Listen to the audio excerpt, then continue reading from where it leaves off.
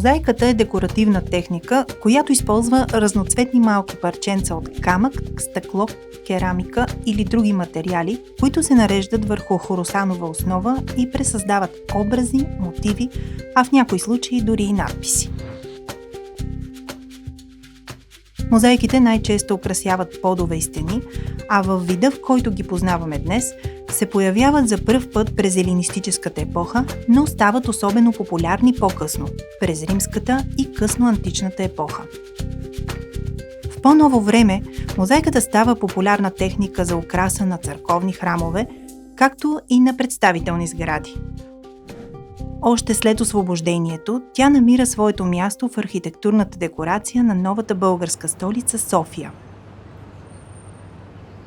Един от най-забележителните примери е Патриаршеската катедрала Свети Александър Невски, изградена между 1898 и 1912 година и украсена с над 30 мозаични пана.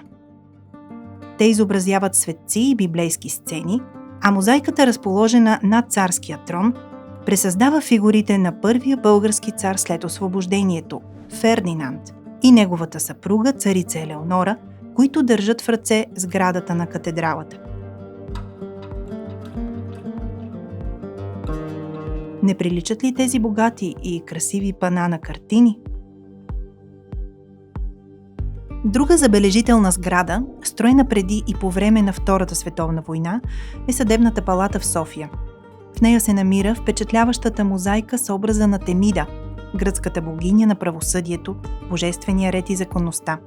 Тя е представена като жена с превръзка на очите, която държи везни в едната си ръка и меч в другата. От двете й страни са разположени два лъва, а на заден план – крепост, символ на средновековна България. Един от най-значимите български художници от началото на 20 век, Иван Пенков, е автор на проекта, а интересен детайл е, че мозайката е изпълнена от берлинската фирма Август Вагнер. На Терминал 1 на летище София и до днес могат да бъдат видени мозайките Карта на Европа и Карта на България 1949, дело отново на художника Иван Пенков.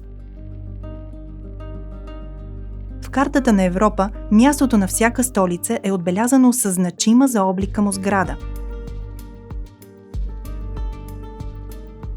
А в Картата на България големите градове с емблематични сгради или водещи отрасли. Например, София е представена чрез катедралата Свети Александър Невски, Русе чрез пристанищната железопътна гара, Троян чрез керамични съдове, а Бургас е обозначен с котва.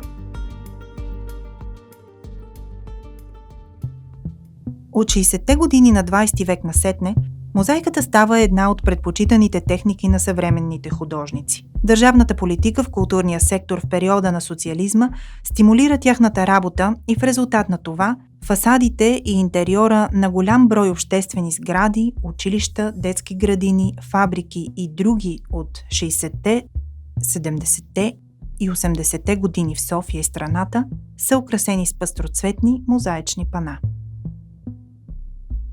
В края на 70-те и началото на 80-те години на 20 век в България са изградени внушителни по своя мащаб и брой паметници, свързани с различни събития от историята на българската държава.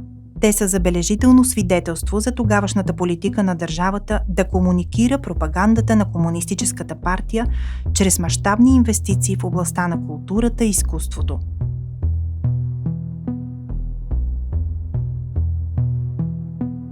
Такива са монументът на Плевенската панорама, изграден в чест на 100 годишнината от освобождението на Плевен, паметникът, посветен на 1300 години от създаването на българската държава в Шумен, и думът паметник на Българската комунистическа партия на връх Бузлуджа. Всички те съдържат внушителни мозаични пана и множество други художествени произведения, изпълнени в непознат до онзи момент мащаб.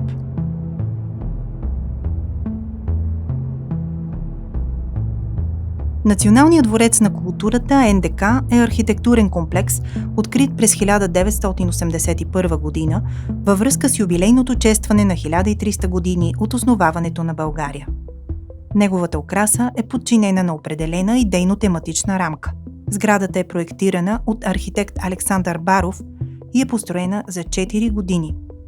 В сградата на Физическия факултет на Софийския университет са разположени 3 мозаични пана, създадени в годините на прехода. С настъпването на нова епоха, след края на социализма през 1989 година, мозайката престава да бъде предпочитана техника в монументалната декорация. Все пак, много от авторите продължават да се изявяват в тази сфера. Част от художниците се насочват към църковната архитектура, други творят фасадни стени на университети, офиси, заведения и частни домове.